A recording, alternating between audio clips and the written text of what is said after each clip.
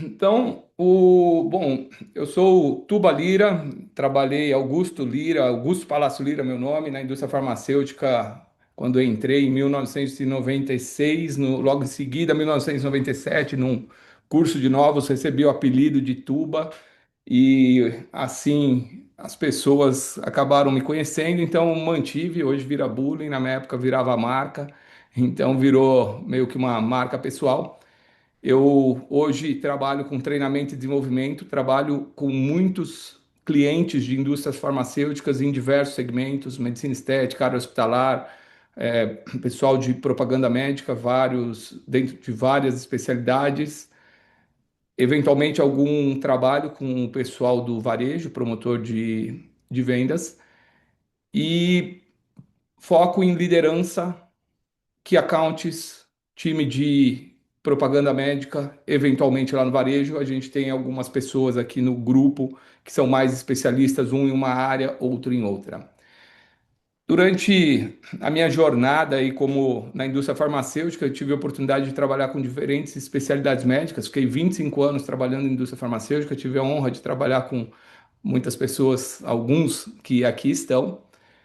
E aí eu montei uma empresa de treinamento nos últimos 2 anos ou três, muitas pessoas falavam: pô, você tem algum programa aberto, faz algum evento aberto, faz alguma coisa assim. Então eu entendi que existia uma demanda, uma necessidade de algumas pessoas que queriam participar ou de algum grupo aberto para discutir alguns temas, falar um pouco sobre o que está acontecendo na indústria, ou até mesmo de algum programa mais consistente de treinamento ou de mentoria para contribuir com o desenvolvimento, acelerar talvez o desenvolvimento de carreira. E aí a gente teve essa iniciativa de montar esse evento, trazendo esse primeiro tema, mas a minha intenção é que a gente possa, a partir do momento que vocês se inscreveram, a gente tenha acesso ou por e-mail ou por telefone, fazer outras enquetes para entender quais temas que vocês consideram relevantes se discutir e a gente poder fazer outros eventos abertos como esse, além dos programas que a gente tem fechado. No final, vou falar até sobre um dos programas que a gente tem muito focado para o profissional de vendas. Bom, então a indústria farmacêutica mudou e aí uma necessidade de mudarmos a forma como a gente joga, a transformação que a indústria farmacêutica vem passando. Outros segmentos também estão passando por algo um pouco parecido. Hoje eu atendo o agronegócio. O agro tem uma dinâmica muito parecida com a indústria farmacêutica e também sofre com algumas questões. O varejo também passando por uma grande transformação. E vale a gente não ignorar essa realidade. Essas últimas semanas coloquei vários vídeos e um falando, pô, a visita presencial vai acabar. Tiveram médicos achando que é a visita do paciente no médico e eles também preocupados, falou, acho que isso vai acabar, eu acho que vai ter uma transformação, o que for procedimento vai ser mais pessoal ali, assim como também o modelo de interação da indústria farmacêutica com o médico, na minha percepção, não deve acabar a interação presencial, mas algumas mudanças devem acontecer e vale a pena a gente estar antenado ao que está acontecendo no mercado. Vou falar um pouco sobre quem sou eu. Então, eu não, tenho 50 anos de idade, minha formação é administração de empresas, depois fiz uma pós-graduação em gestão empresarial. Entrei na indústria farmacêutica aos 19 anos de idade, trabalhei em Mead Johnson, comecei numa empresa com uma terceirizada, no momento em que eu tive que abrir uma empresa e eu emitia uma nota fiscal e a gente tinha duas variáveis para renovar o contrato com a prestadora de serviço, na época a Rede Power Rossetti, que me deu essa oportunidade de eu ingressar na indústria farmacêutica.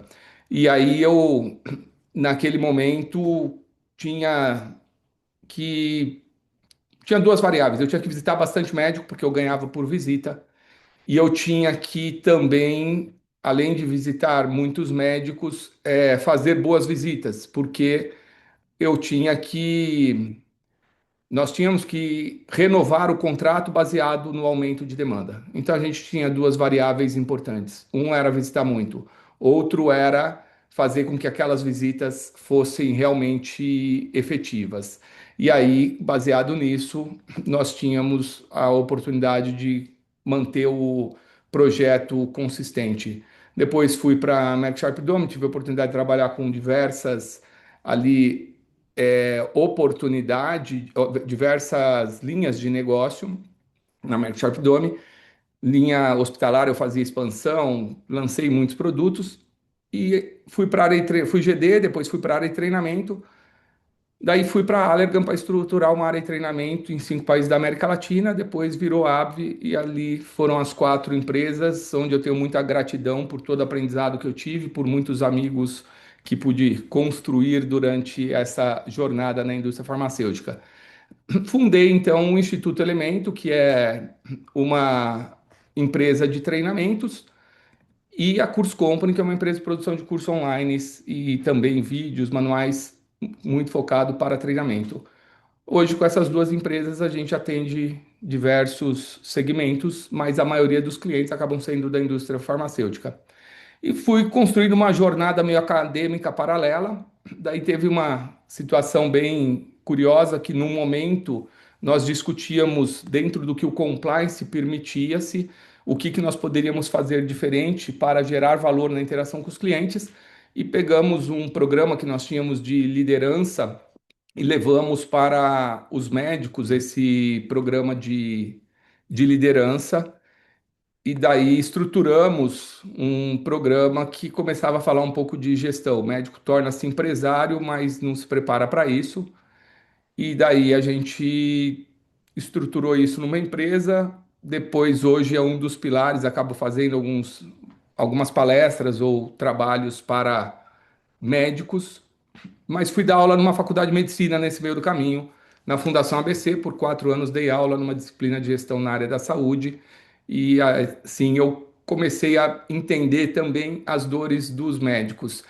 Hoje eu tive a honra de, no ecossistema de saúde, a partir do momento que eu tinha uma visão micro como propagandista, ter clientes, indústria farmacêutica, clientes que são instituições de saúde, hospitais e clínicas, que hoje são clientes meus. Tenho clientes que é plano de saúde, então acabei pegando todas as vertentes e escuto as dores dos diferentes segmentos, além de ter pessoas que trabalham com os projetos de saúde no governo, que são envolvidas no Instituto Elemento. E aí eu falei, bom, vamos juntar tudo isso que a gente vê de movimentação no mercado para fazer um bate-papo sobre as mudanças. E a questão é que o problema não é a mudança do mercado, e a grande questão que fica hoje é o desafio de como que a gente gera valor nesse novo contexto.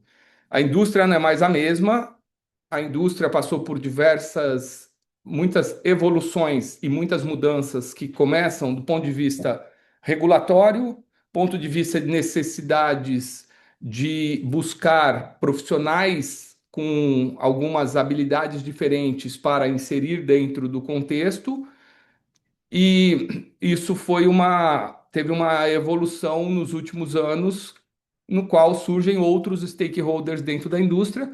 Isso faz com que tenhamos outras oportunidades profissionais. Então a gente vai dividir aqui em 4 pilares a nossa fala. O mercado mudou, a visitação mudou, o profissional precisa mudar, e o convite do que a gente pode proporcionar para vocês em termos de contribuição nesse contexto de desenvolvimento.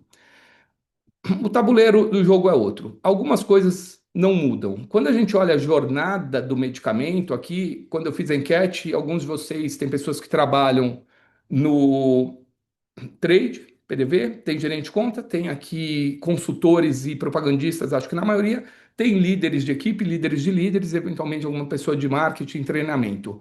Todos vocês ou todos nós temos um objetivo comum, que é fazer o medicamento chegar lá na ponta, em quem precisa usar.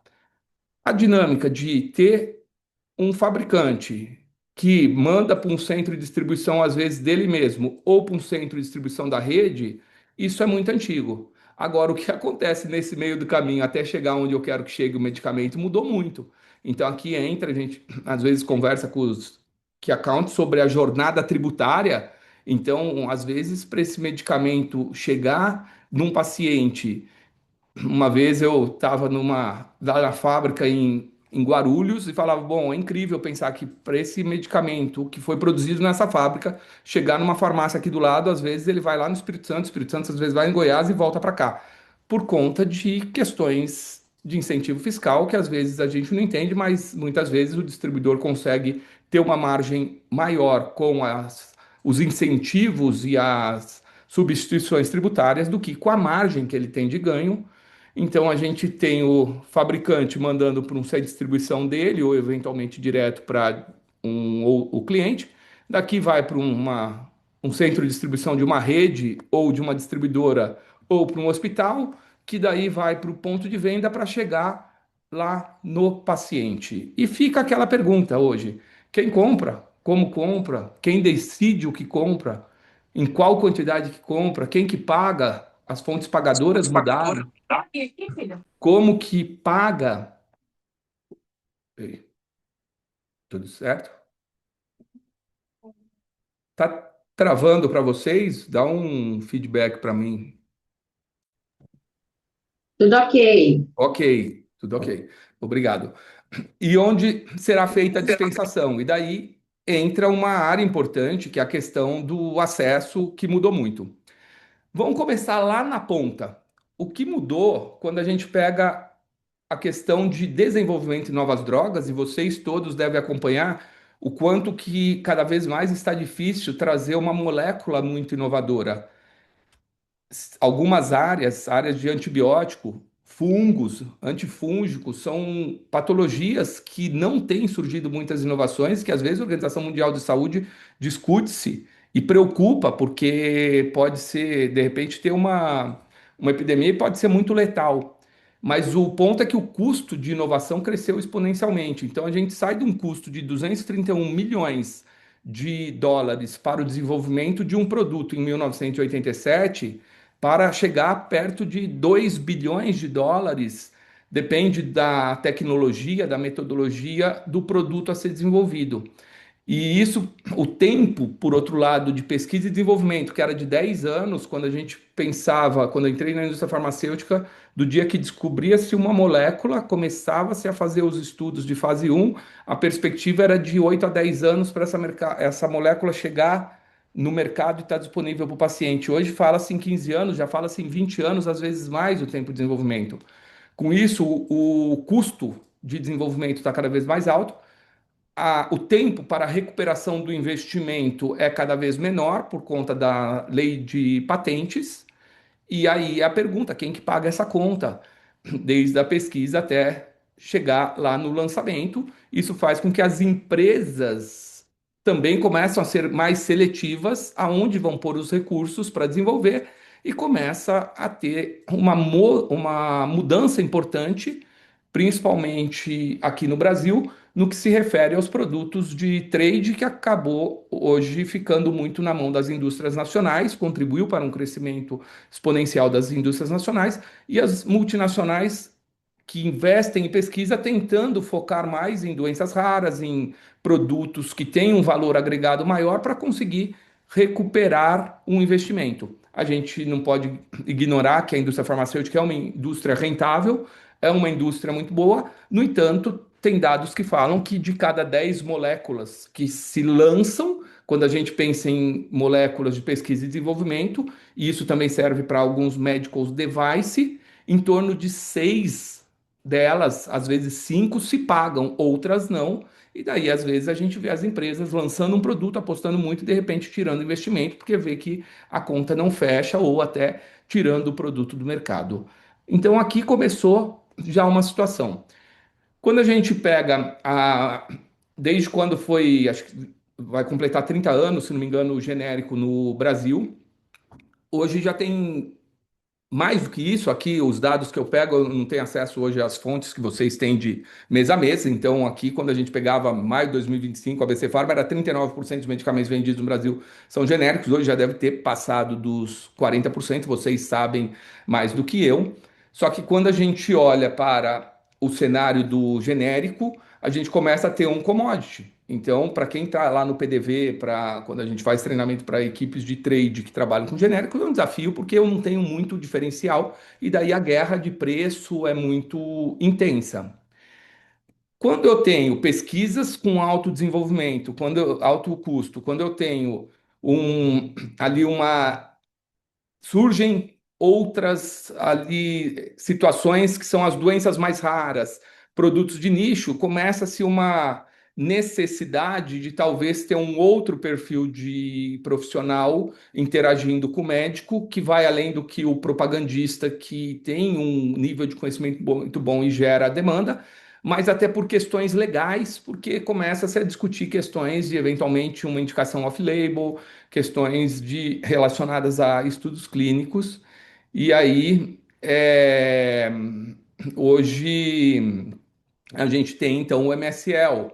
Aqui até onde vocês colocaram um comentário que as margens são exponenciais hoje com as terapias gênicas e agentes monoclonais. Sim, então você vê isso aí, como hoje tem a questão, a terapia gênica, depois outras, cada vez mais outras tecnologias vão surgindo e a pergunta, e daí nós vamos chegar nesse ponto de quem paga a conta dessa inovação, são margens grandes e, por outro lado, investimento grande e aquele negócio, quanto maior o investimento, maior o risco, as empresas estão apostando nisso. E aqui, então, entra a figura do MSL. Eu fui coordenador de serviços científicos em 2004, que era a função de MSL, conversava só com líderes de opinião, e aí é uma nova oportunidade hoje dentro do nosso mercado, do mercado farmacêutico, para criar eventualmente quando a gente pensa em carreira, porque em algumas empresas você não precisa ter uma formação na área médica para ser um MSL. E aqui a gente já começa a falar de possibilidades também para o, o crescimento profissional. Quando o mercado fica mais sofisticado, vão surgindo outras funções. Daí tem o outro protagonista, que é o acesso, que teve um aumento da importância dos planos de saúde. A cada 2 anos, os planos de saúde recebem um pacotinho de 20 novos procedimentos que eles têm que arcar, e muitas vezes, dentro desses procedimentos, temos incorporações de medicamentos ou algumas coisas que surgiram na base de pesquisa e desenvolvimento da indústria farmacêutica. A incorporação em protocolos, o acesso público, desde lá de trás, quando eu comecei em 97, trabalhava numa empresa que tinha um produto para o coquetel de tratamento da AIDS, pode ser que alguns de vocês trabalhem nesse segmento, mas na época não tinha uma área de acesso. Então, a minha responsabilidade era propagandista de cardiovascular, mas a gente fazia uma expansão nas cidades onde não tinha um propagandista desse segmento, que nós falávamos com o secretário da saúde, ia na Secretaria da Saúde fazer reunião com o secretário para ver quantas pessoas tinham cadastrados no programa. Eles pegavam no caderno o nome dos pacientes ali, que estavam cadastrados, quantos que estavam chegando num ponto de sair de uma monoterapia e ir para um coquetel ali, para um tratamento combinado, para poder fazer negociação com o governo e monitorar para não faltar produto em nenhum dos municípios, porque poderia criar resistência e a pessoa morrer. Então, nós não tínhamos a área de acesso ainda estruturada. Surge questões de farmacoeconomia, onde o acesso tem um papel importante, e aí olhando para toda a jornada do paciente para manter uma sustentabilidade do tratamento.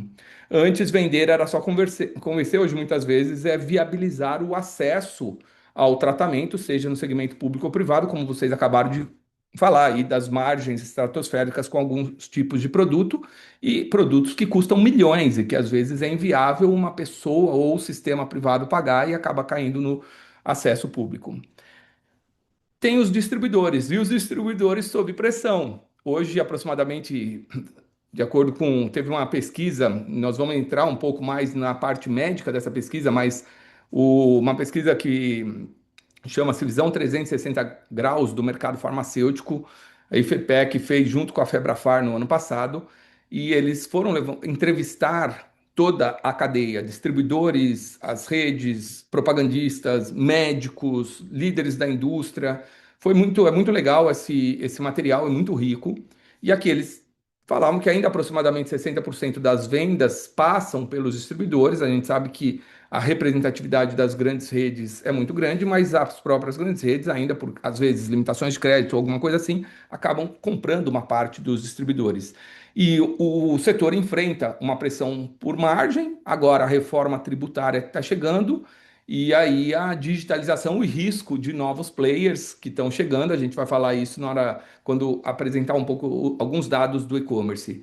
Então, o propagandista ele tá ali no dia a dia olhando o médico, a demanda, fazendo o trabalho dele, que é a responsabilidade, mas ele precisa ter uma noção de todo o canal, acesso, distribuição, não só olhar a parte que ele está jogando, porque ele é uma parte do todo. Antigamente era propagandista, vendedor, cobrador. Fui dar um treinamento quinta passada, estava numa convenção de uma indústria e uma pessoa falou: pô, eu fui propagandista, vendedor e cobrador. Ele está há 35 anos no segmento. Então, eu propagava, eu colocava na farmácia, eu tinha que ir lá depois, vendeu, pagar. Hoje as coisas estão cada um com um pedaço e às vezes a gente está ali, pô, precisa o produto na SPDV, ok. Quando é lançamento, é lindo, a gente quer colocar em todos os PDVs, só que o distribuidor e as grandes redes, elas pagam a indústria quando é lançamento, às vezes 90 dias para cima e pagam muitas delas se eu gerar X% de demanda do que você colocou aqui, daí eu começo a te pagar. Então o jogo não é tão simples.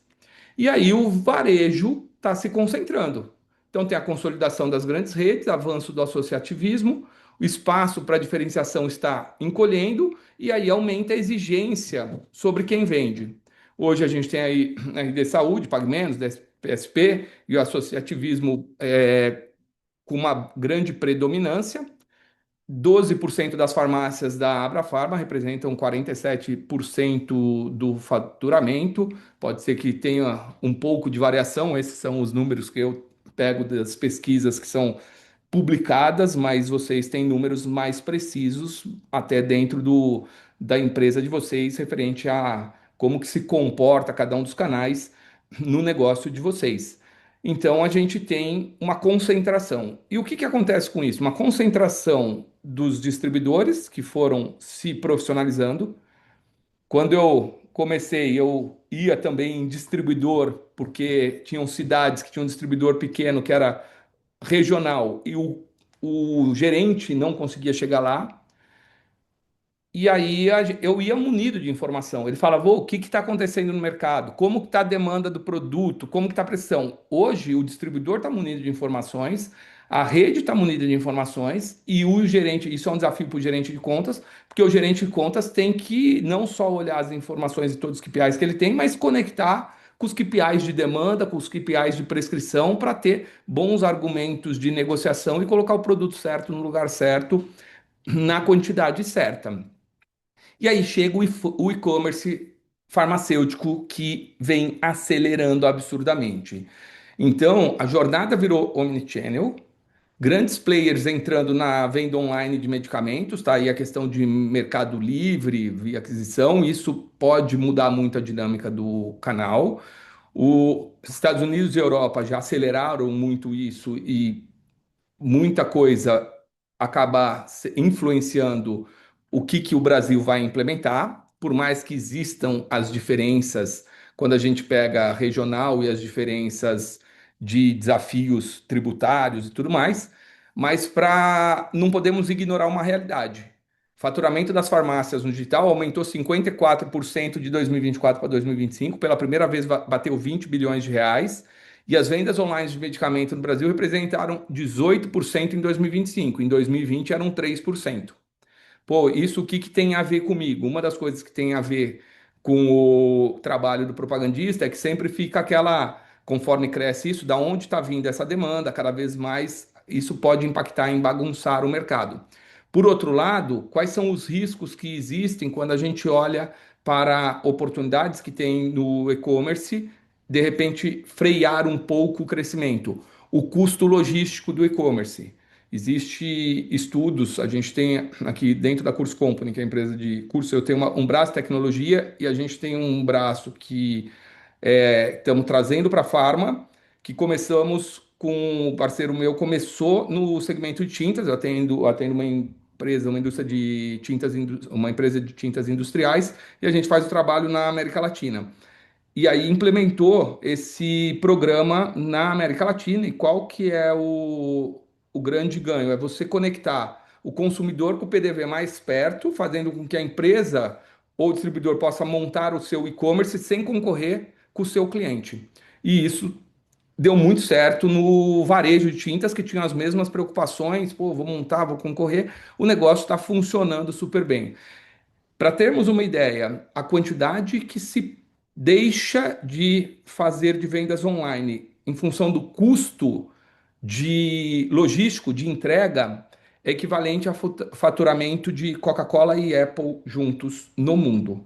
Que significa aquilo de você escolher o produto, colocar no carrinho na hora que você vai comprar, entre o valor do frete você desiste. E aí vem o que existe de tendência, que começou em outros países, começou em outros segmentos, e agora estamos também trazendo para começar os ensaios em farma, eu entro na internet, faço a pesquisa, caí no site para comprar. Quando eu vou comprar, estou no site da empresa ali para comprar. A empresa vai conectar o PDV mais perto do meu CEP e perguntar se eu quero retirar ou se eu quero receber em casa. E aí a gente já tem todo o mapeamento dos PDVs que tem a pronta entrega, se não se precisa mandar ali a conexão com todas os. Facilitou muito a questão de Uber, todas as plataformas que tem de entrega. E com isso você consegue agilidade na entrega com custo logístico menor. Quando consegue implementar um negócio desse na indústria farmacêutica, tira, também resolve o problema de informação, porque você vai pegar o produto, vai sair da farmácia mais próxima da onde a pessoa está comprando. Então esse negócio de você ter o mapeamento de onde está gerando a demanda é maior. Só que a indústria farmacêutica ainda olha muito para o passado. E qual que é a outra vantagem que aí é uma grande evolução quando a gente olha para o e-commerce? Hoje a gente tem como mapear cada um dos produtos. Eu já fiz ensaio com vários produtos, fiz com mercado de lubrificantes oculares, fizemos com mercado de dor, de gerar os relatórios, e a gente consegue saber quantos mil ou milhões de pessoas estão fazendo busca por marca de um produto em cada município brasileiro. Se eu sei essa informação, eu não estou olhando só para a informação passada de uma movimentação de demanda de sell-in e sell-out, ou uma auditoria de prescrição médica, ou a venda diária. Eu estou olhando qual que é a tendência futura do consumidor. O consumidor está procurando o que hoje e aonde. Se eu sei disso, eu começo a fazer ações numa determinada cidade. Então a gente está fazendo com produtos de medicina estética que não tem os preenchimentos faciais. Hoje, cada vez mais as pessoas já estão começando a procurar colocar por marca nas buscas. Se eu sei disso, eu tenho como conectar esse consumidor, medir as ações de digital das empresas, direcionar ações de digital da empresa para uma cidade ou outra, ou conectar com o shopper, com o comprador, com o ponto de venda, seja uma clínica, seja uma farmácia mais próxima possível. É uma nova realidade que hoje a gente olha para o e-commerce, só está pensando na entrega, mas ainda não estamos olhando o que a gente pode fazer com o volume de informações do e-commerce para atender de forma, para atuar de forma mais estratégica. Então o cliente mudou, muitas empresas ainda não acompanharam essa tendência do e-commerce. E aí, vender para distribuidores e redes não é mais negociar só pedido, preço e prazo. Então as decisões estão mais fragmentadas, mais técnicas, envolvem muitas pessoas. A gente tem aí diversos stakeholders. Comprador aprova, o supply valida, financeiro analisa, o TI cadastra, call center ativa, supply vai fazer a validação final de quantidade, supply muitas vezes entra na ponta e lá no final, porque às vezes tem saída para os distribuidores e depois locais e depois movimentações internas, e vai lá para a lógica, quando chega no PDV, a loja, farmacêutico, gerente fazem o produto girar. E para isso acontecer, hoje tem uma série de ações que as empresas estão vendendo para as indústrias. E de um lado, daí tem um gerente de produto falando assim: poxa, eu estou investindo uma fortuna no trade e do outro lado tem uma farmácia falando assim. E eu tive uma situação real com um cliente que ele falava, pô, eu tenho uma verba de trade para um produto que são R$ 800 mil no ano. É uma verba alta. O gerente de produto fala, pô, estamos investindo absurdo. Daí, para uma rede de farmácia. Essa rede falava, o produto fica exposto, não é produto que fica para trás do balcão ali, fica lá nas gôndolas. E daí ela falava nas prateleiras, ele falava assim, a rede, só desse produto o que eu tenho de furto nas minhas lojas é R$ 1.200.000 por ano. Então, de um lado, a indústria achando que está investindo muito, gerente de produto, às vezes, para produtos de marca e produtos de nicho, é, é uma dificuldade falar, pô, vou pôr R$ 800.000 da minha verba nisso, e por outro lado, o cliente insatisfeito porque fala, o que você está investindo aqui é menos do que me roubam de produto seu, não é um problema nosso. Mas isso tudo impacta na dinâmica hoje do modelo do gestor de contas que está atuando ali nas duas pontas. E tem uma grande mudança que está acontecendo, e vocês estão acompanhando muito mais próximo do que eu, provavelmente, que é a questão das canetas de perda de peso e diabetes. Isso pode trazer uma mudança absurda no mercado todo, na cadeia, por conta de reposição. Então, antes tinha um furto nas farmácias, agora é assalto, de chegar com metralhadora para roubar a caneta. E aí, com isso, as empresas estão diminuindo. Opa, eu preciso diminuir a quantidade, eu não posso deixar um estoque grande de canetas no PDV. Se eu diminuo o estoque de canetas no PDV, eu tenho que aumentar a minha reposição. Se eu já estou indo lá para repor um determinado produto, será que eu preciso faseamento tão grande de todos os produtos que eu tenho lá, nível de estoque tão grande de todos os produtos que eu tenho lá? E hoje é uma briga por espaço. Tem redes que falam, você quer cadastrar uma SKU nova, estou lançando um produto, quer cadastrar uma SKU nova, qual que você vai descadastrar? Porque eles têm problema de espaço. Então, muitas coisas podem acontecer em função, você vê, de um lançamento de um produto que vem tendo um grande impacto para o consumidor, mas que, por outro lado, trazendo o bandido para dentro da rede, e isso pode mudar toda uma dinâmica lá no PDV. Então, nesse cenário hoje, não é só negociar pedido, quem só negocia pedido perde o espaço, quem é gestor de contas, quem está lá no PDV, quem é promotor, tira pedido, tem que entender o jogo inteiro da conta para poder crescer. E aí chega na visitação médica, onde a maioria, eu não estou mais vendo aqui o nosso grupo de WhatsApp para ver quantos por cento são propagandistas, você consegue ver aí na enquete? Temos aí a maior parte propagandista, não?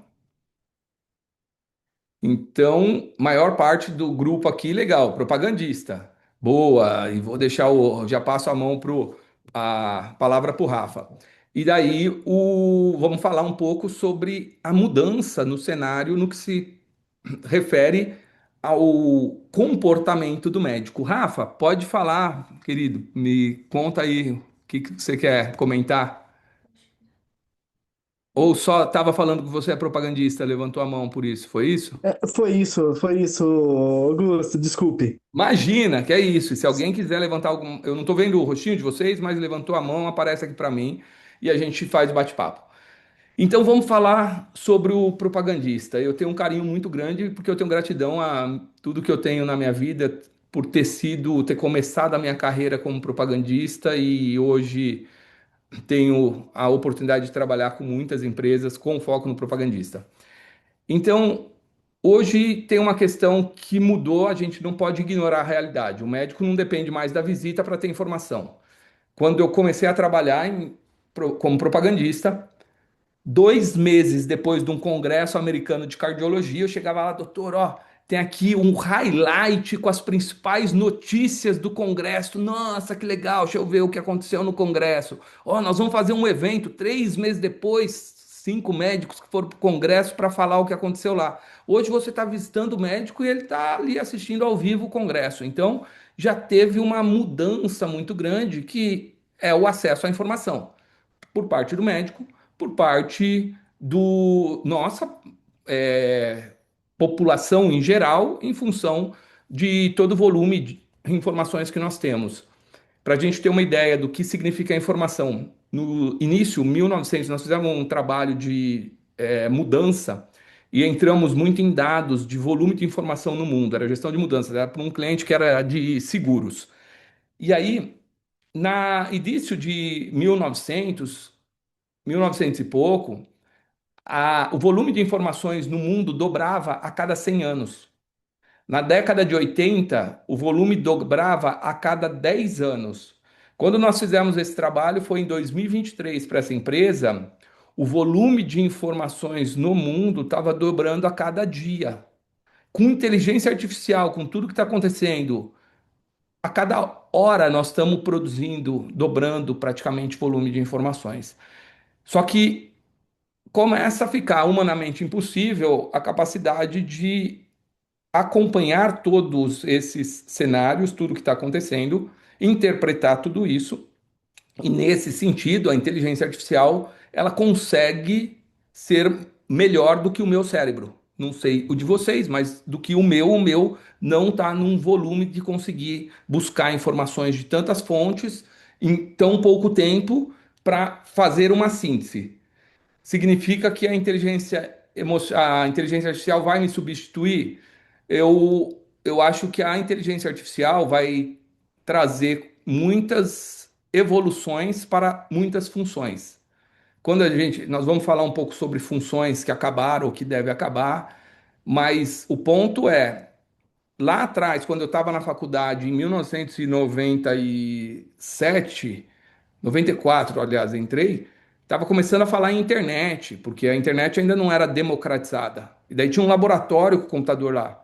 E tinha gente que falava: não, isso aí eu nunca vou precisar disso, sou propagandista, eu sou não sei o quê, trabalho com isso.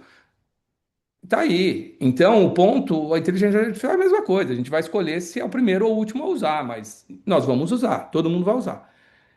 Então, hoje, o médico tem acesso a muito mais informações do que tinha muitos anos atrás, com canais digitais, revistas, hoje o volume é muito maior. Os grupos de especialistas que antes eles precisavam se encontrar, a indústria fazer um jantar, hoje eles estão nos grupos de WhatsApp, participando a todo momento. E além disso, com acesso à inteligência artificial. E aqui eu vou pegar um dos capítulos dessa publicação que eu falei para vocês, que foi a visão 360 graus do mercado farmacêutico no Brasil, onde a gente fala sobre a percepção dos médicos.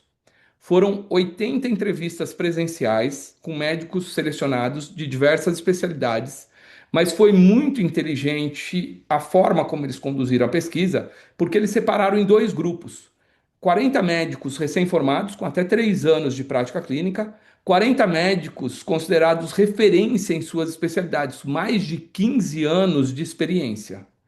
E essa pesquisa foi feita em 2025, estamos falando um ano atrás. E a primeira pergunta era: considera importante receber visita dos profissionais da indústria para obter informações e orientações sobre produtos? E aqui, o médico, 55% dos médicos com mais de 15 anos formado, falavam que sim, das melhores indústrias. 37,5% de algumas indústrias, 7,5% não. Quando a gente pega os médicos com menos de 3 anos de formados, 22,5% de algumas indústrias, 35% das melhores, mas 42,5% deles já não estavam vendo tanto valor em receber informações e orientações produtos por parte do representante. Aqui é um alerta, é sinal, não, é desespero, não, aqui é uma oportunidade para nós. É uma oportunidade para nós pensarmos quem é experiente. Tem um dos treinamentos que eu faço que a gente fala, chama-se potencializando os resultados a partir das diferenças. E a gente entra em gerações. E muitas vezes temos propagandistas com 20 anos, 30 anos de experiência, consultores também, dentro da sala. E quando a gente entra nessa questão de idade, gerações, é onde cai a ficha. Eu falo: legal, eu tenho muita experiência, mas eu me conecto muito bem com esse perfil de médicos de mais de 15 anos de formado. E como que eu tô para me conectar com os que saíram agora da faculdade? Eu dei aula 4 anos atrás, terminei. O pessoal que eu dei aula na Fundação ABC estavam no terceiro, quarto ano. Encontrei um agora, um terminando psiquiatria, outro terminando cardio, outro terminando oftalmo. Então, já é a geração Z chegando como médico especialista. São pessoas que nasceram com o celular na mão, pessoas que aprenderam na escola coisas que eu não aprendi. Então, qual que é a minha capacidade hoje de me conectar e gerar valor nas interações, na conversa com esse público? Ou eu sou o tiozão da firma, que ele tá ali, quer fugir de mim, e às vezes vão ter outras pessoas que não têm o produto tão bom quanto o meu, o respaldo que eu tenho, a bagagem que eu tenho, mas que se conecta melhor. Então, a gente tem essa oportunidade de pensar como estamos lidando com esses diferentes públicos. Quanto tempo você dedica ao atendimento? E daí aqui não teve muita diferença. A maioria dos médicos, 5, 10, 15 minutos, tanto dos referências quanto os recém-formados, mas a amostra pequena, aquele médico que senta e bate papo, eram poucos, com mais de 15 anos, mas quando pega menos de 3 anos formado é metade. Então a gente tem aí mais uma oportunidade e uma atenção. Como que ele avalia as informações recebidas?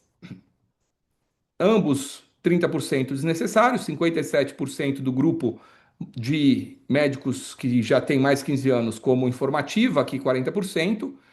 Mas quando a gente pega daí olhando também para o lado cheio do copo, oportunidade, a gente vê que 7,5% dos médicos recém-formados, eles veem como relevante. Então, aquelas empresas que estão fazendo um trabalho bom com residentes, com médicos recém-formados, levando informação de qualidade, o propagandista sabendo se conectar, vai ter uma oportunidade de gerar uma percepção de valor nesse médico. Além do canal de representante propagandista, quais outros canais você utiliza para obter informações? Aqui a soma é mais que 100, porque ele poderia escolher mais que uma informação, mais que uma opção. E aqui a gente tem uma mudança importante em alguns aspectos. Enquanto os médicos antigos, a gente vê que eles participavam muito de grupos especialistas, congressos e revistas científicas, os médicos recém-formados já não estão vendo tanto valor em participar dos congressos, ler revistas pela metade. Na mesma proporção, participa de grupos especialistas, mas hoje os grupos mudaram. Aqui, mais naquele encontro físico, aqui eu estou no WhatsApp interagindo. Mas olha, inteligência artificial, sites e aplicativos, o quanto que esses médicos que nasceram com o celular na mão usam para poder se atualizar. E aí é uma questão de, se muitas vezes, eu vejo muitas vezes isso, o marketing nas reuniões apresentando estratégias inovadoras. Pô, fizemos aqui um aplicativo, fizemos um site, fizemos não sei o quê. E muitas vezes resistência da força de vendas de levar isso para o cliente. Mas veja o quanto que para os médicos de uma geração mais nova pode ser um caminho para você manter presença na ausência, para você manter uma conexão com ele. E aqui é a grande mudança que eu acho que traz um trabalho maior para quem trabalha com marcas, e a maioria dos propagandistas que visitam médicos visitam por questões de marca. A visitação de genérico, uma visitação institucional hoje é relativamente baixa. São empresas, a gente sabe que as empresas que muitas vezes têm o similar, eles têm o genérico, mas vocês estão indo lá falar de marca. A gente tem 30% dos médicos com mais de 15 anos de formado prescrevendo princípio ativo. 62,5% dos médicos recém-formados, menos de 3 anos formados, prescrevendo princípio ativo. É lógico que é uma questão legal. A maioria dos hospitais são hospitais públicos. De uns anos para cá, o hospital público é obrigado a prescrever o princípio ativo. Só que, por outro lado, vai dar mais trabalho para quando esse médico chega no consultório, você tem que fazer todo um trabalho de mudança de hábito prescritivo para que ele comece a prescrever um produto específico. Então, fica um desafio para o propagandista conectar com esse médico e trazer a questão o que teria de ganho para ele, o que teria de ganho para o paciente, que muitas vezes vai pagar mais por um produto de marca do que menos por um genérico. É o trabalho de vocês no dia a dia, o trabalho nosso como visitador médico de quando eu fui. E aqui uma pergunta que essa me provocou demais. Eu falei: não, não vai acabar, não, nós vamos mudar essa história. Como o doutor acredita que será a visita pessoal, presencial da indústria aos médicos no futuro? E aqui, tanto os médicos mais antigos quanto os médicos recém-formados falaram que acredita, na maioria deles, que vai acabar, outros que vai ser reduzida e uma pequena parte que vai ser mantida. Então, isso vai acabar. As coisas não acabam de uma vez. E nós vamos ver algumas profissões que acabaram. As profissões acabam quando a gente vai percebendo os sinais e não faz nada para mudar essa história. Então, cada um de vocês que trabalham na indústria farmacêutica, se você está chegando agora, você não tem a referência de como era antes. Para vocês que já estão há muitos anos, vocês sabem o quanto que existia de valor, como que era a relação antes, o como que está sendo a relação hoje. Vamos pensar que os médicos mais antigos, eles têm memória afetiva, eles têm conexão com, com as empresas, uma conexão maior com as empresas, que hoje o médico mais recente não tem por diversas questões, inclusive porque muitas indústrias não fazem um investimento grande em momentos de formação médica, porque ele é obrigado a prescrever um princípio ativo. Então, depende do segmento que a empresa atua, ela fala, não fecha a conta, eu ir lá e daí eu estou assumindo esse risco de, quando o médico se formar, eu começar a visitar e mudar essa história. Se é o melhor caminho ou não, a gente não sabe. Mas aqui a gente tem um sinal, percepção desses médicos, e assim, é verdade absoluta? Não. Foram 80 médicos que participaram. Quando a gente pega a amostra, fala, putz, são 40 recém-formados, 40 com muita experiência, é uma amostra pequena diante do número de médicos que tem no Brasil. Mas quando a gente fala em uma pesquisa qualitativa, que é esse caso, uma pesquisa de entrevistas, essa amostra é uma amostra suficiente, é uma amostra importante para a gente fazer alguma coisa com isso. Então não dá para ignorar. Tá? Agora vamos olhar outra pesquisa. Eu gosto muito disso aqui. Quando eu falo de um treinamento de fechamento de vendas, eu uso esses dados. Esse aqui foi uma pesquisa feita pela Revista Brasileira de Ciências Farmacêuticas em 2023. Então, é um pouco antes do que a pesquisa que nós vimos anteriormente. Mas essa pesquisa também entrevistou um volume grande médio, foi pesquisa qualitativa, não foi quantitativa, não foi uma de entrevistas qualitativa, foi pesquisa que eles recebiam o link, então a amostra era maior. 60% dos médicos, eles falaram que alteram as suas prescrições baseadas nas informações recebidas de propagandistas.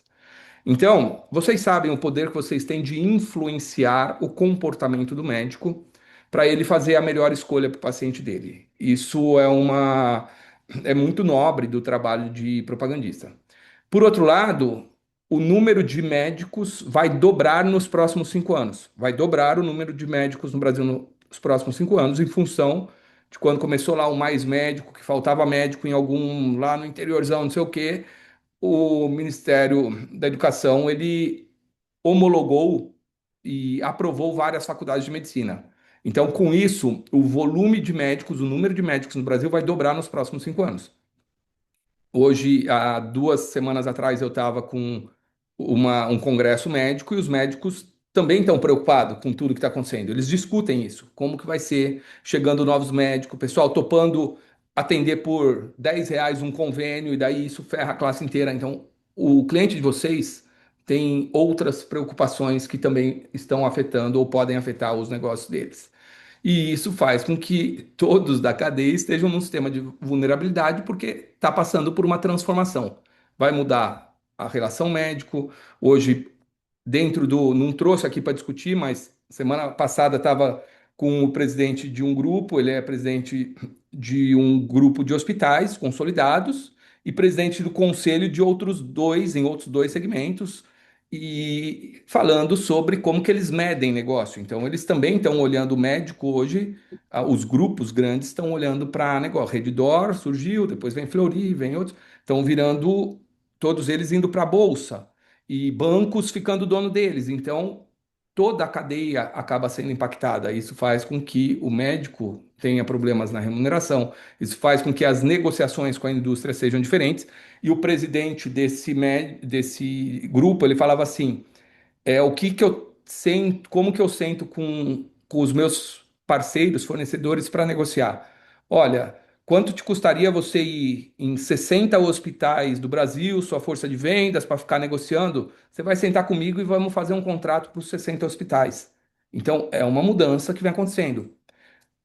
Quando a gente olha que o propagandista dentro daquele hospital que visita, ano passado, ano retrasado, fiz um trabalho para um cliente que lançou um produto, e daqui vale eu falar duas vertentes importantes, que é um stakeholder que ninguém olhava e que a gente precisa começar a prestar atenção. Quem que fala com o TI de hospital, TI de uma clínica? E daí eu fui fazer um acompanhamento de campo com um representante desse meu cliente, tinha lançado um produto há 3 meses e ele estava lá dentro conversando com o médico, pô, já 3 meses e tal, e você não está usando? Ele falou, não consigo prescrever. Por quê? Entra aqui, ó, o produto precisa estar cadastrado aqui no sistema do hospital. Se não está cadastrado aqui, era uma clínica, não era nem hospital. Se não está cadastrado aqui, eu não consigo prescrever o seu produto, a receita é digital. Pô, quem que faz isso? É o rapaz do TI. Agora, quem se liga em falar com pessoa de TI antes de lançar um produto? Aconteceu, realidade, presta atenção. Talvez a gente tenha que começar a olhar para outras pessoas. E a mesma coisa aconteceu, é, ali, outra coisa que aconteceu foi com relação ao PDV. Mesma situação, lançou o produto, o TI de uma das maiores redes do Brasil, produto era com Y, cadastrou com I. Chegava a receita, o balconista colocava lá o nome e falava ao paciente, não tem, paciente ia embora. Às vezes pedia para o médico trocar. E daí o propagandista falando para os cães, pô, lá na drogaria X não tem o produto. E pô, já tem, tá aqui, ó. Vendemos tantos, tantos, tá no CD de não sei aonde, tanto tá, já foi colocado, foram ver, estava cadastrado com a letra errada. Quanto que se perde nessas coisas? E antes, nós propagandistas não precisávamos preocupar em falar com ninguém de TI, o que a account não precisava se preocupar em chegar nesse nível de detalhe, só que são realidades que estão acontecendo. Kleber mandou uma mensagem aqui: se os medicamentos irão no futuro ficar muito baratos. Olha, o barato, tudo na vida, assim como acho que a cerveja, assim como a comida, nós vamos ter os mais baratos e vamos ter os mais caros. O Brasil é um país que é muito atrativo. O Brasil está entre os 10 maiores mercados farmacêuticos do mundo. Para a maioria dos segmentos, está entre um dos maiores mercados do mundo. E dentro de um Brasil, por mais que a gente tenha questões político-econômicas, sociais muito relevantes, a gente tem, quando a gente olha, poxa, 1% ganha população A ou A, você fala 1% de 200 milhões, você tem um Uruguai inteiro dentro do Brasil com muito dinheiro no bolso. Isso é o que investidores pensam quando vão investir num país. Então, agora vamos pensar outro lado. O Brasil é um dos poucos países no mundo que tem um SUS, não estou discutindo aqui, eu sei que hoje a mortalidade no SUS é muito maior do que na rede privada, não se discute isso, mas o sistema de saúde que a gente tem sem ninguém pagar nada, poucos países do mundo têm. Então, a questão de acesso, e a gente tem uma legislação que fala que todo mundo tem que ter acesso aos medicamentos, isso faz com que às vezes as pessoas busquem até por outras vias quando não estão incorporados no governo. Eu não vou falar se os medicamentos vão ficar mais baratos, mas o que eu posso dizer é que o Brasil é um dos países do mundo que mais provê acesso a medicamento. Eu estava hoje de manhã discutindo com um cliente, vamos fazer um treinamento amanhã cedo para eles, de produtos para gastroenterologia. Ele fala, o produto é um tratamento que custa uns R$ 600 por mês, mas está disponível no SUS. Então, não são todos os países que têm isso. Não sei se eu respondi a sua pergunta. Ficar mais barato, conforme inspira a patente, vão surgindo os similares, genéricos, e daí a guerra de commodity faz cair o preço, porque são produtos muito parecidos, acaba a guerra sendo ações no PDV, verba para trade ou o custo do medicamento. Por outro lado, a inovação vai custar cada vez mais cara. Isso é uma realidade. Só que para prover acesso, entra-se por outras vias, seja um convênio, seja um sistema de saúde. E aí vamos falar um pouco, falando do médico propagandista, e aonde nós estamos inseridos essa história? Tem o convênio, eu não falei aqui do convênio, só falei da área de acesso. Mas eu tenho um cliente hoje que é convênio, um convênio relativamente pequeno, tem 20, 30 mil vidas, numa cidade, uma região do interior de São Paulo, e a gestora fala: chegou tal dia do mês, eu não aprovo mais nada. A pessoa, eu tenho 21 dias para aprovar uma cirurgia. E eu vou monitorando, porque não pode passar de X milhões o meu custo operacional. O custo operacional é tudo que custa de internação em hospital, tudo que custa de honorários médicos, tudo que tem que pagar para fazer o tratamento é o custo operacional. E ela fala: eu fazendo isso, não deixando passar o teto de tanto, sobra R$ 4 por paciente por mês, que dá R$ 80 mil no mês para eu fazer um caixa, porque se um paciente infartar e ficar 20 dias na UTI, eu quebro.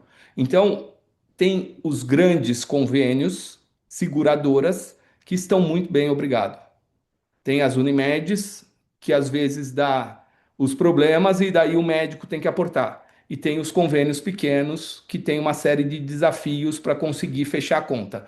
E às vezes a gente está lançando um produto e fala: pô, mas por que que o médico não prescreve o que é de melhor? Por que que não faz uma carta para o convênio? Porque o médico está gastando tempo, está ganhando menos, a gente falou um pouco da realidade dele, ele não quer talvez ficar perdendo tempo fazendo isso, ele vai para o lado, o que está aprovado? É isso, vamos fazer dessa forma, e isso faz com que, em alguns momentos, vocês não consigam fazer com que os melhores produtos cheguem aos pacientes que deles precisariam. Tivemos, quando eu entrei na indústria, eu tinha que conhecer muito do produto. Eu fiquei 4 dias estudando, fazendo prova. No quinto dia, propaganda. Eram 15 pessoas no curso de uma semana, 7 seriam contratados nessa empresa terceirizada. Então, era obrigação, era conhecer, eu tinha que conhecer o produto. Hoje, só conhecer o produto não é mais o suficiente.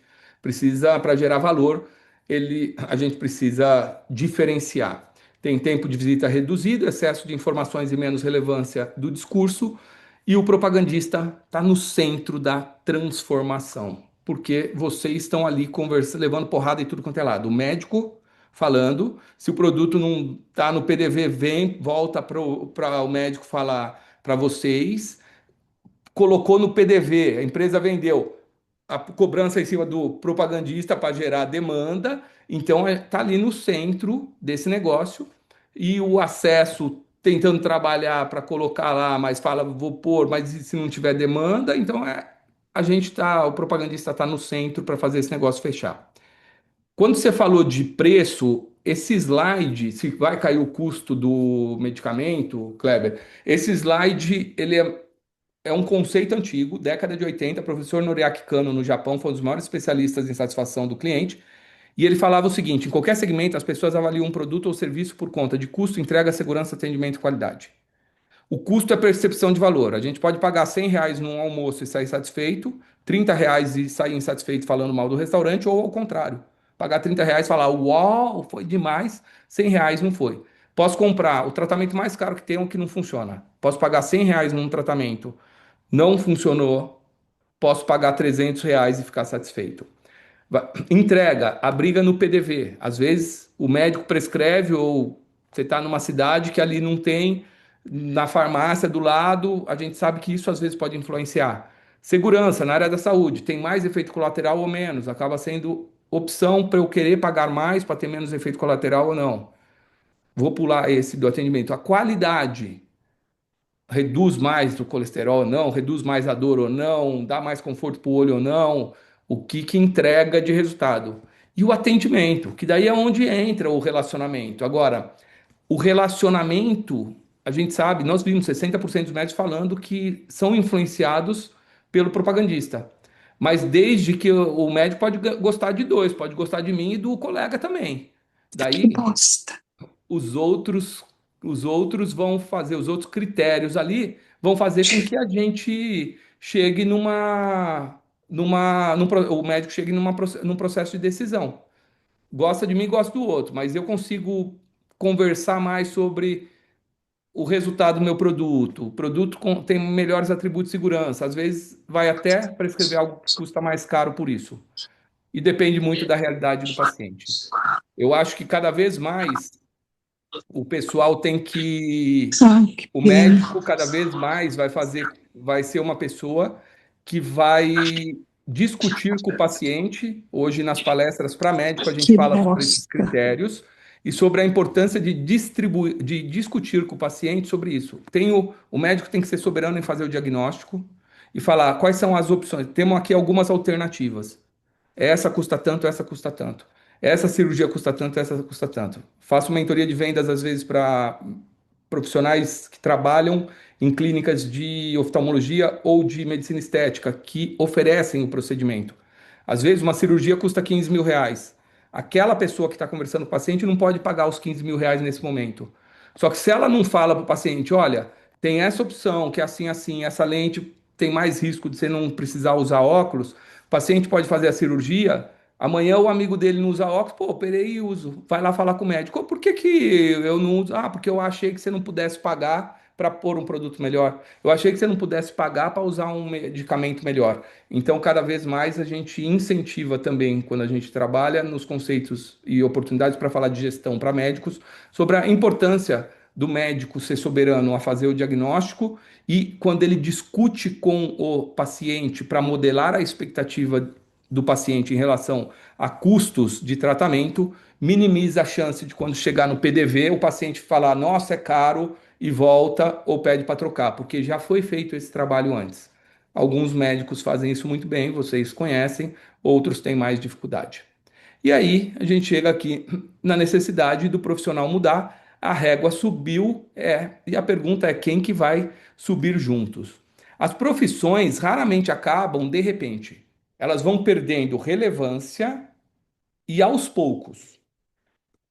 Revelação fotográfica, que um exemplo, a Kodak ignorou quando um funcionário deles bateu lá e falou, cara, eu tenho uma inovação que é um negócio digital. E daí a Sony foi lá, abraçou esse negócio e passou um tempo, ficou para trás. Então, acabou.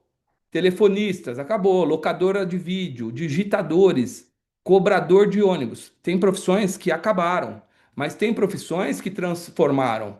Pô, vai acabar o banco. Não, o banco se transformou, mas continua tendo milhares de pessoas trabalhando.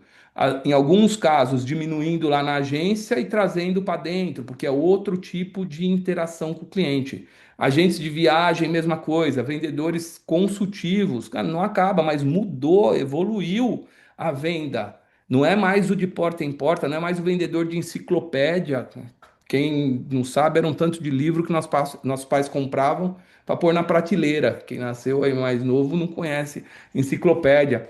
Marketing, o marketing se transformou. E a área de educação também, nós estamos aqui conversando. Uma das áreas que mais cresce no Brasil é a área de educação executiva e educação corporativa, mas as pessoas indo atrás de investimento. Agora, a IA não vai substituir o profissional, não profissional de vendas. Ela vai resumir artigos, literatura, analisar o perfil do médico, personalizar a comunicação, otimiza o CRM, apoia o planejamento, potencializa interações. A IA não vai substituir profissionais, mas profissionais que usam IA vão substituir os que não usam. Isso é uma realidade, não na área de propagandista, mas em qualquer área, inclusive na minha, e estamos implementando na empresa nesse mês toda uma transformação com inteligência artificial para poder ver o que isso pode ajudar a nós potencializarmos o que a gente faz em termos de entrega para os nossos clientes e de educação. E aí vem o convite da consciência ao diagnóstico. O que que muda? E vou passar para vocês aqui vou compartilhar com vocês a iniciativa do que nós estamos fazendo. Vou deixar depois aqui um QR Code para vocês e nós vamos colocar no grupo também quiserem fazer um assessment. E quem quiser conversar conosco sobre os programas que a gente tem, nós vamos falar que eu vou falar rapidamente, vou parar para a gente fazer o bate-papo e perguntas, comentários, e depois, quem quiser saber mais sobre os programas, a gente fica à disposição e a gente também, através do grupo, vocês vão colocar a informação aqui e vamos falar. Vamos lá, eu vou compartilhar aqui um convite, falar de um programa. O Fábio trouxe uma mensagem importante. Algumas pessoas não conseguiram acompanhar o movimento. E durante os meus últimos 3 anos, desde que eu estava trabalhando muito intensamente com programas de vendas e de liderança na indústria farmacêutica, em várias empresas que eu passei da treinamento, o pessoal, pô, Tuba, você tem algum curso aberto? Você tem alguma mentoria aberta? Você tem não sei o quê? E nós estava por uma questão de agenda, uma série de coisas, muito focado só no In-Company. Acontece que o programa In-Company, o propagandista precisa passar por uma movimentação. E no treinamento, quando a gente vai para dentro da empresa, a gente às vezes vai em uma tarde, vai em um dia. Vocês têm a convenção de vendas que acontece pontualmente. Para a gente conseguir fazer uma movimentação, às vezes uma mudança aqui de comportamento, conseguir rapidamente pôr em prática alguma coisa nova, a gente precisa consistência e também não é fazer um negócio de um ano. Então nós pegamos com base em tudo que nós levantamos nos últimos 3 anos de desafios das empresas, falando técnica de vendas, as empresas oferecem, ferramentas as empresas oferecem, mas nós precisamos trabalhar alguns pontos específicos que é ajudar essas pessoas a pegarem tudo isso que tem, aplicar e transformar em resultado e resultado rápido e mudança de comportamento do cliente. O novo propagandista, ele passa a ser um estrategista de valor, é isso que nós estamos chamando esse programa, estrategista de valor, para trabalhar alguns pilares de inteligência estratégica, influência, percepção de valor, comunicação ali consultiva. E quando eu falo comunicação consultiva, é entender os diferentes estilos do meu cliente e gerações diferentes, como que eu posso me conectar melhor com esse cliente, leitura de cenário e a IA aplicada dentro do modelo de negócio. A gente escuta aí um grande mestre de treinamento falando o quanto que as empresas estão olhando para isso, o quanto que é possível usar para potencializar os negócios.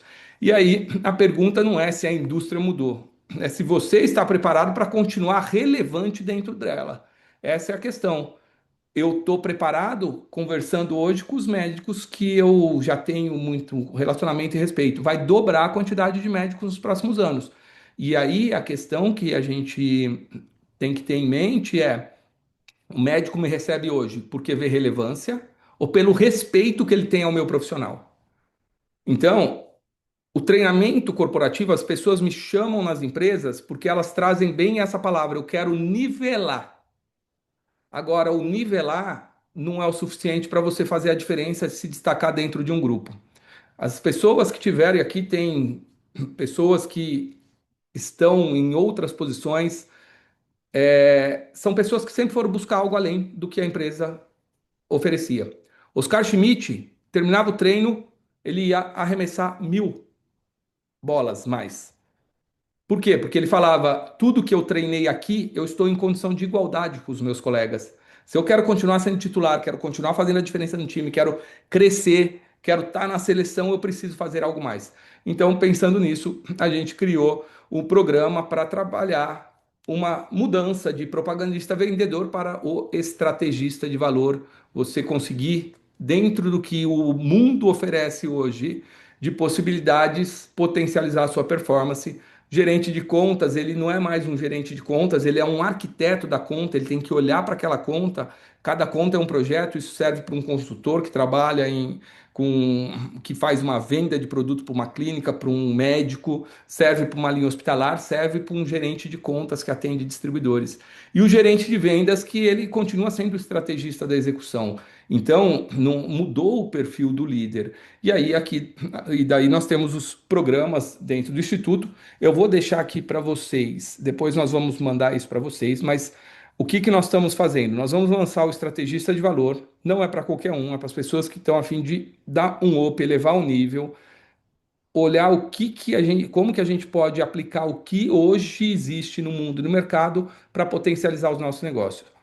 E aqui nesse QR Code, vocês vão fazer um assessment. As primeiras perguntas são perguntas mais sobre vocês, mas depois vocês vão entrar nas perguntas que vão mapear questão de visão estratégica, inteligência de contas, alguns pontos específicos. E vocês vão receber, tem o espaço para vocês colocarem o nome e o e-mail. A gente vai devolver para vocês esse diagnóstico e eu marco uma reunião, quem quiser marcar uma reunião para falar sobre esse diagnóstico e em quais aspectos a gente pode contribuir eventualmente em algum dos pilares de desenvolvimento, vai ser um prazer nós falarmos sobre isso.